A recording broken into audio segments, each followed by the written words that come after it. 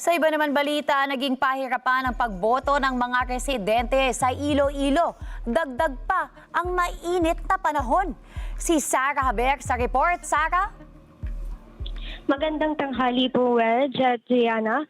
Mahabang pila at init ang mga pangunahing reklamo ng mga botante sa probinsya ng Iloilo. Ayon sa mga ulat na naitala, mabagal ang daloy ng pagboto dahil na rin sa mga aberya tulad ng pagkasira ng automated counting machine. Hindi rin daw na organisado ang pila kaya nagkakumpalan ang mga tao.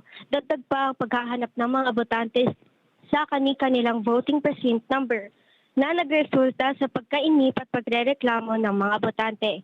Nakantabay naman ang mga poll clerk at mga support staff upang sagutin ang mga kanilang mga hinaing. Sa kasalukuyan, nananatiling payapa ang paligid habang nagpapatuloy ang botohan. Nakantabay naman ang mga kinauukulan upang matiyak ang kaayusan at kaligtasan ng mga botante sa buong lalawigan habang nagpapatuloy ang halalan.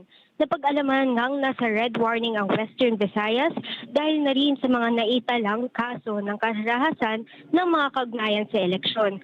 Yan muna ang mga latest updates mula dito sa Iloilo. Sarah Haber para sa Mata ng Agila. Matatag, matapang, matapat.